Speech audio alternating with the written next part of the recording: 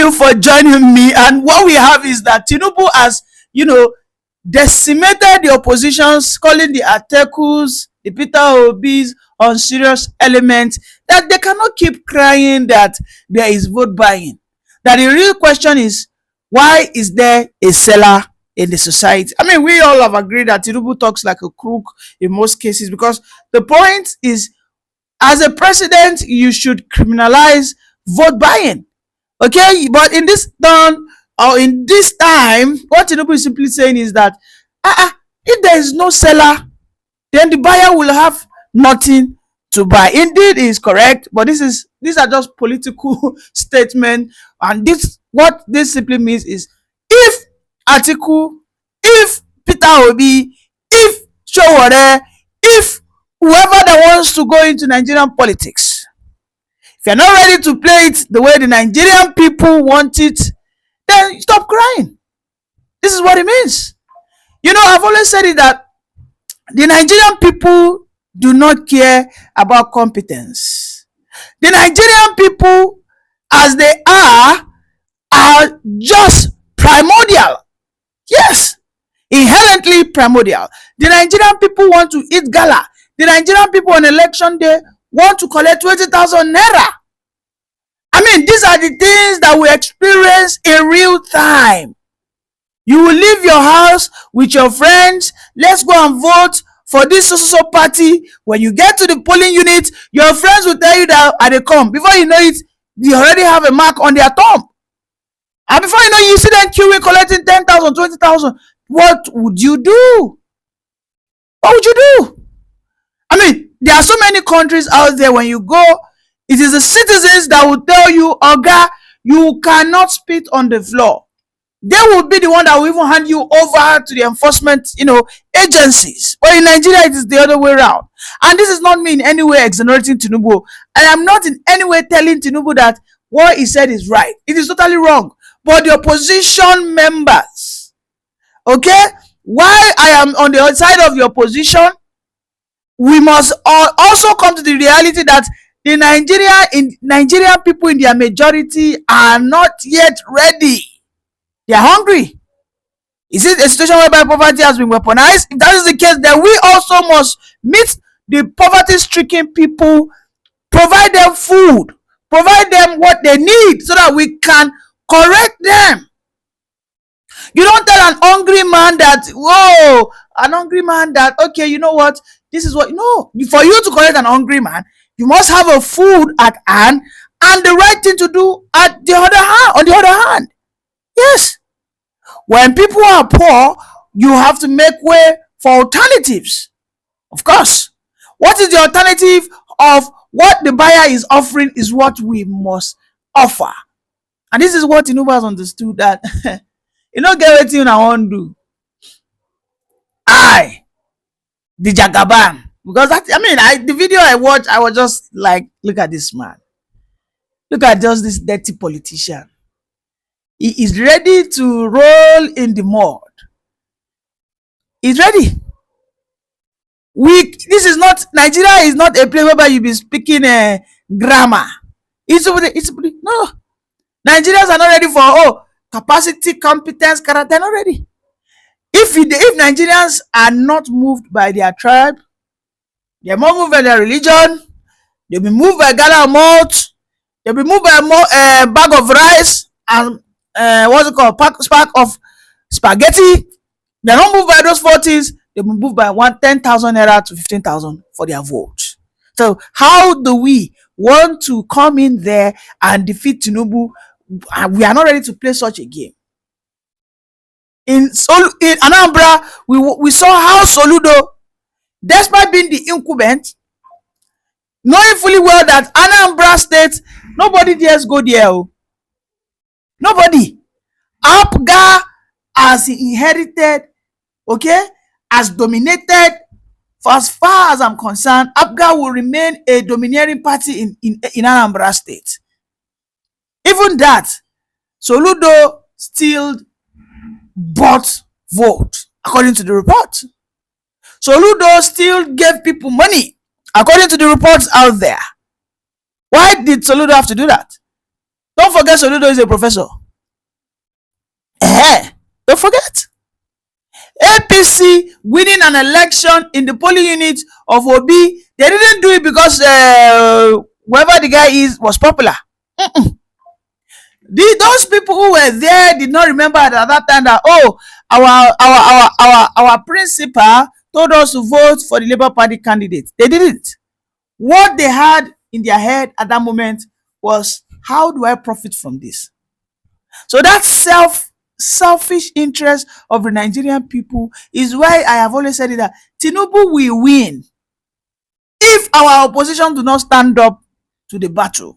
And the battle has to be that you have to fight him, vote buying for vote buying, okay? Vote rigging for vote rigging. If you're not ready for all these things, the court,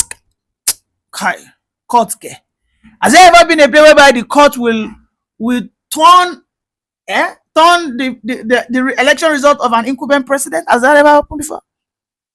The Supreme Court will tell you that instead of Nigeria to do what? To descend into anarchy. No. They will find one technicality. So the earlier the better the oppositions, or the oppositions should just go and agree and accept that, okay, Tinubu, they go. Because this is what it looks like. As it stands today, it already looks like Tinubu is having a open way, open access. Yes, because nobody seems to be able to match him. His political Maradona tactics, nobody seems to be able to tackle him. And I cannot completely tell you that vote buying is illegal in Nigeria. I cannot completely tell you that. Yes, because for as long as the Nigerian people are still buying these things, are still selling their vote willingly, okay, as far as the Nigerian people are unashamedly seeking for a vote buyer, you need to see Nigerians how they hawk it. They hawker. My seniors, comrades in obedient camp, when you see their testimony that the Nigerian people are not even hawking their vote. The buyers are not even looking for them again. They are the one looking for buyers. Now, if poverty is the reason, tell me how the oppositions want to fight it out. It is not about your oratory skills alone. If you take a look at what Donald Trump did during his term, Donald Trump incentivized Americans. That's what he incentivized them. We could remember towards the time of before the election, there was an incident that happened. I think an hurricane or a flood. Donald Trump traveled to that state, took a lot of handouts, a lot of things similar to what Peter Obi is doing. He took in aids, gave them money, gave them water. During the election, Elon Musk was buying votes for Donald Trump. Elon Musk was giving people millions of dollars. Have we all forgotten? So if Elon Musk can be doing that for Donald Trump, where he was saying that go and vote, show your picture and all that, and I think they gave about 10 to 20 people millions of dollars, if I'm not mistaken. So that incentivize.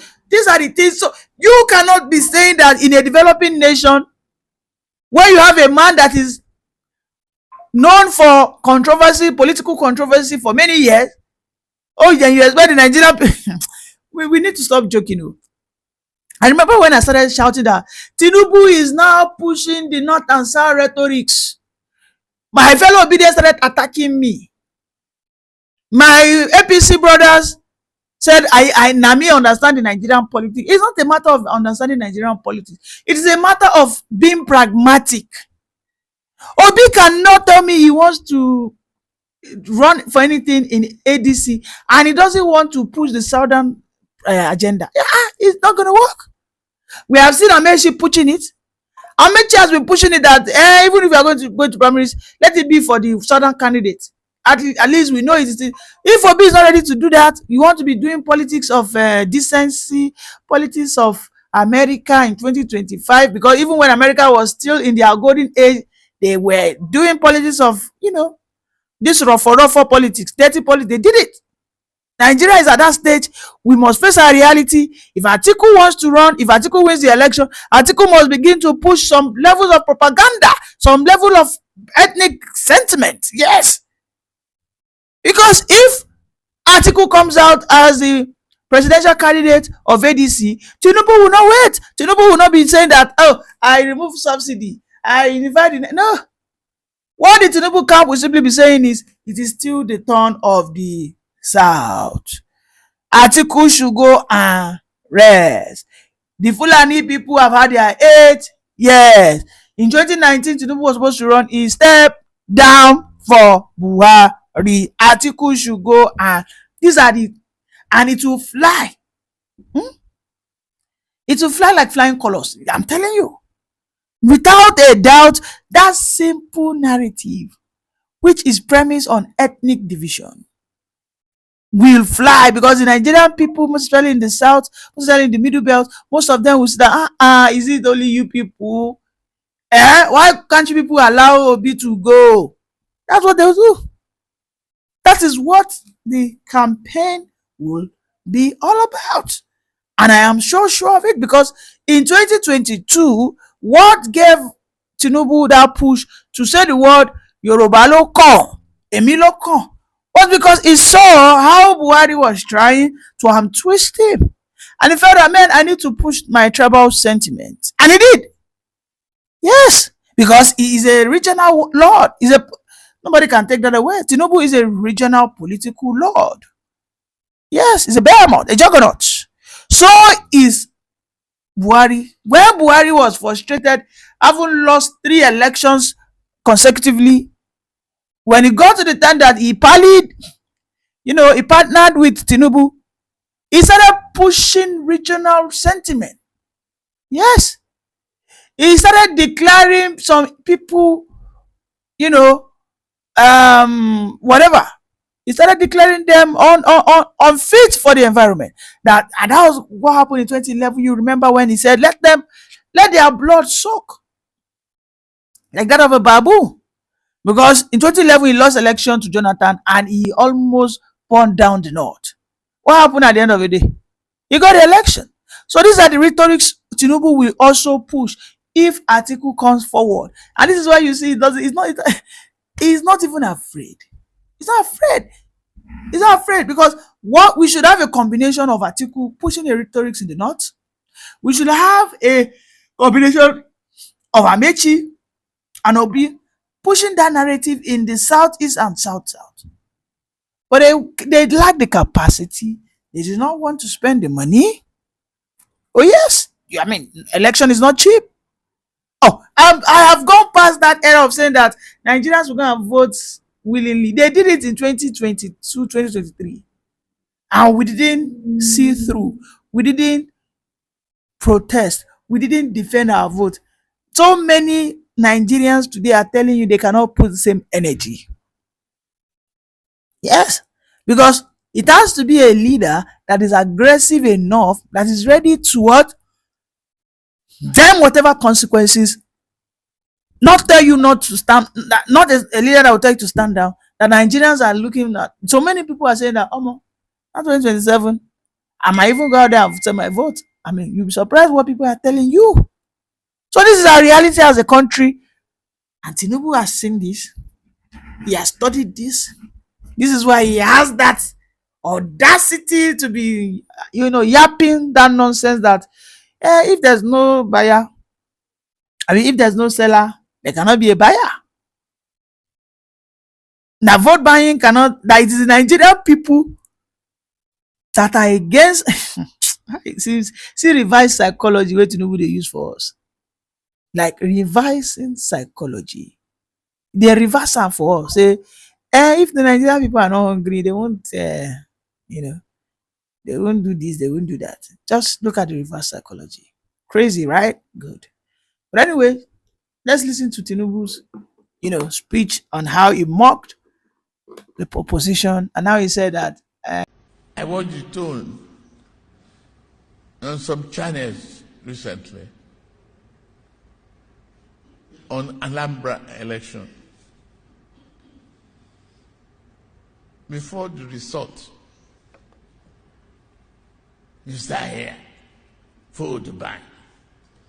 Food buying. Who is selling?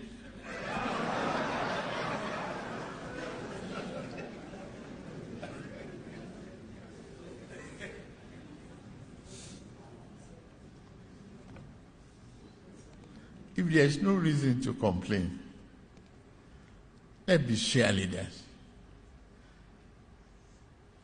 It's our country.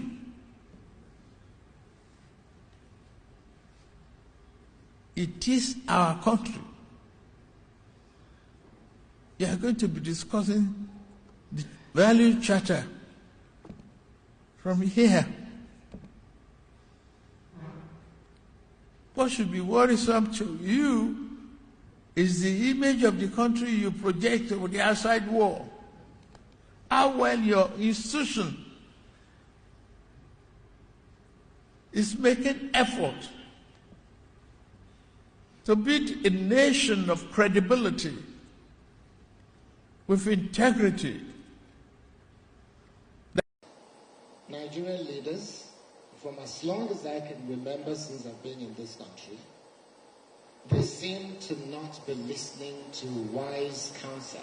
Even the man that you said was President Jonathan at the time had the good counsel to say, no matter what happens with Boko Haram and the rest of them, this is wise counsel, not just from the then SLS governor of CBN. In fairness to Jonathan, he took the right decision. And look, I'm not a fan of Jonathan. He suspended me from my job, okay? So okay? But you have to commend him, okay? President Jonathan took the advice and agreed to move subsidy.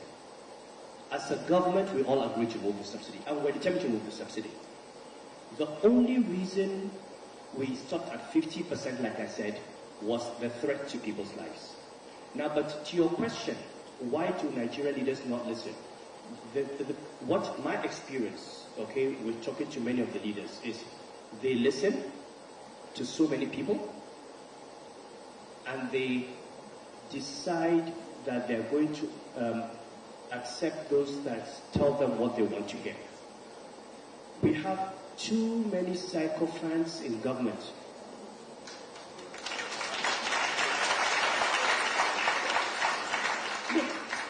You need to when I got you sit in a meeting and the president is there and people are speaking and the first thing they say is Mr. President, I would like to thank you for your leadership to this country. In fact, you know, God has blessed Nigeria by making us your leader. If you were not there, I don't know where we would be. By the time these people lay this foundation, it is their advice that the president takes. Okay? People like me who would say, Mr. President, there are some things that are wrong. When you leave, they say you're his enemy. Okay? So the problem is that when leaders allow themselves to be surrounded by praise singers and by sycophants, they never get good advice. So people like Achedo and myself are always enemies of state because people don't like hearing the bad news. There was something we didn't say to Buhari about printing money, about ways and means, about the exchange rate, about subsidy. But every time you spoke about the economy, it was seen as a personal attack against the president. And there are people around him who convinced him that this person is your enemy. That's why he's saying this. Okay. So we need to begin to ask as leaders, who do we surround ourselves with? And please, those who are ministers, those who speak to the president, it is not to your benefit to turn yourselves, you disgrace yourselves, you debase yourselves by turning yourselves into praise singers.